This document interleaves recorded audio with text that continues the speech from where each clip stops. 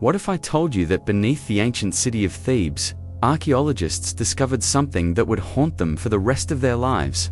In 1923, a team led by Professor Marcus Whitmore broke through the sealed entrance of a tomb that had remained untouched for over 3,000 years. They expected to find treasures, maybe some pottery, perhaps even a mummy. What they found instead was evidence of one of history's most horrifying acts of betrayal and the slow, agonizing death of a woman who ruled an empire. This is the story of Queen Ankhesenomon III, a ruler whose name was deliberately erased from every monument, every papyrus, every stone carving in ancient Egypt. But the dead have their own ways of telling their stories. And hers is written in scratches on stone walls, in bite marks on golden armrests, and in the final, desperate position of bones that tell us exactly how she spent her last moments alive, 6 feet underground. The year was 1312 BCE. Egypt was in chaos. The young pharaoh Tutankhamun had died under mysterious circumstances, leaving behind only his wife, Ankhesenomon. But our story isn't about the famous queen you might know.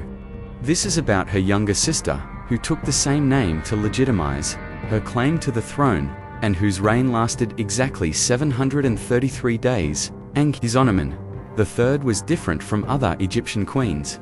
Historical records that survived the systematic destruction of her legacy describe her as unnaturally tall, with one eye that was completely white from birth.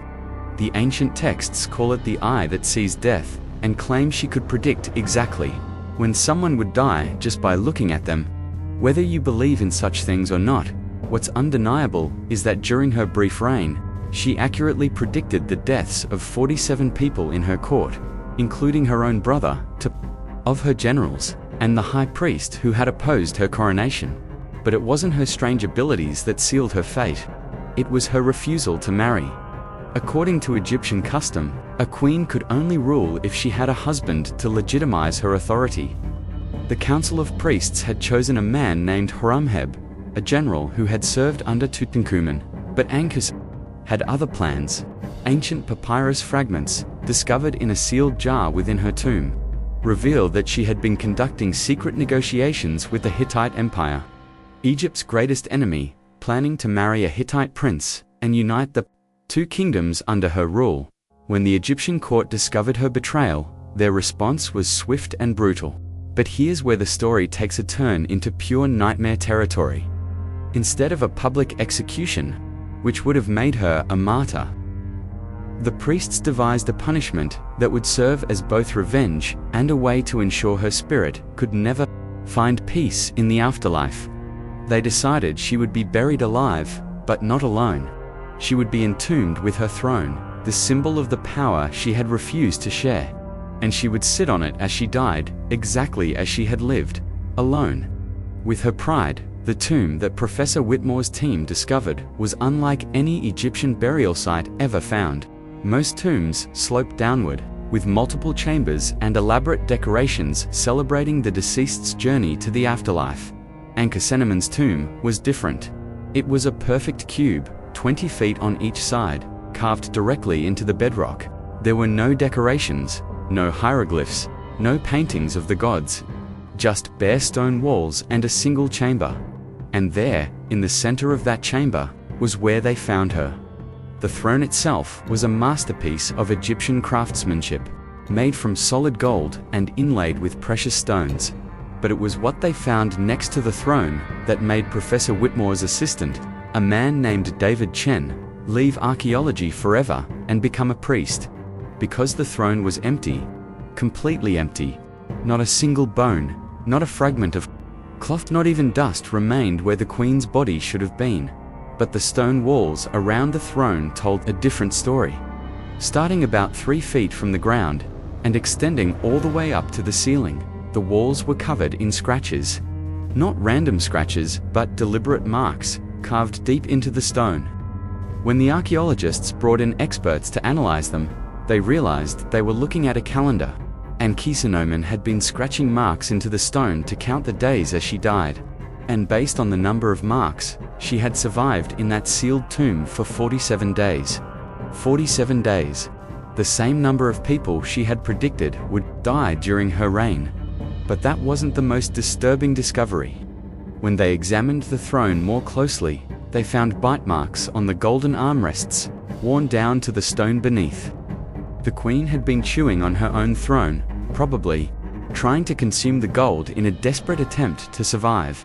Chemical analysis of the metal revealed traces of human saliva, stomach acid, and something else that the laboratory report simply listed as unidentified organic compound.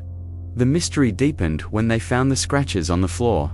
Unlike the orderly calendar marks on the walls, these scratches were chaotic, desperate, forming what appeared to be words in ancient Egyptian. When translated, they repeated the same phrase over and over. "The throne follows me. The throne follows me. The throne follows me." What did she mean? Why was the throne gone? And where was her body? The answers came from an unexpected source. In 1937, 14 years after the tomb's discovery, a construction crew working on a new hotel in Cairo dug up something that made international headlines. 23 feet below street level, they found a golden throne, identical to the one described in Professor Whitmore's reports, except for one crucial difference. This throne had a skeleton sitting on it. But here's where the story becomes truly inexplicable. Carbon dating confirmed that the skeleton was approximately 3,400 years old, matching the time period of Ankhesenemon's death. But the construction site in Cairo was over 400 miles north of where her tomb was located in Thebes. Somehow, the throne had moved, and the skeleton, when examined by forensic experts, showed signs that the person had died very recently, not thousands of years ago. The Egyptian government immediately classified all findings related to the Cairo skeleton and the throne. Official reports stated that it was an elaborate hoax, probably created by tomb robbers trying to sell fake artifacts to tourists. But Professor Whitmore's private journals, which weren't released until 20 years after his death, tell a different story. According to Whitmore, the skeleton found in Cairo wasn't ancient at all. It was David Chen, his assistant, who had left archaeology after discovering Ankhesenemon's tomb. Chen had disappeared from his home in London in 1936, exactly 1 year before the Cairo discovery. Security footage from the British Museum, where Chen had been working, showed him entering the Egyptian collection storage room on the night of his disappearance.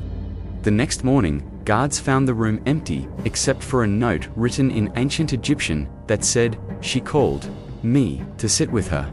The throne found in Cairo was eventually moved to a private collection, where it remained until 1998, when the collector died under unusual circumstances.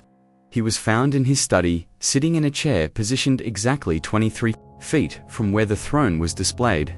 His body showed signs of severe dehydration and malnutrition, as if he had been sitting in that same position for weeks, unable to move. But security cameras showed that he had only entered the room the night before.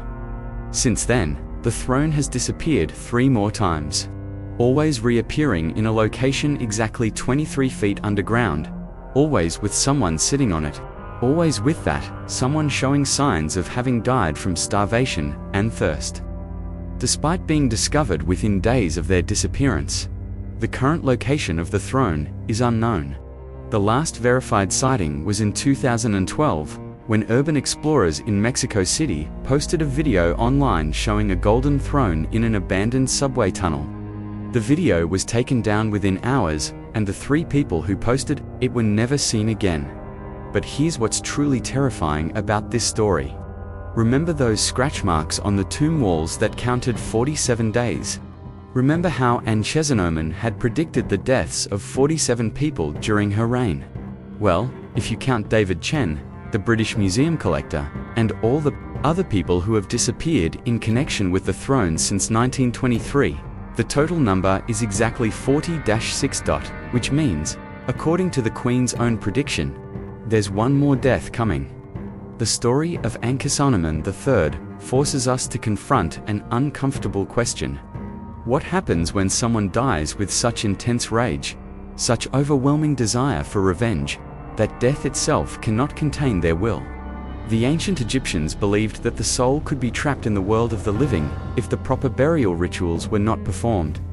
By burying her alive, by denying her the ceremony that would have allowed her spirit to move on to the afterlife, did the priests create something far worse than a martyr? Did they create a curse that continues to claim lives 3,000 years later?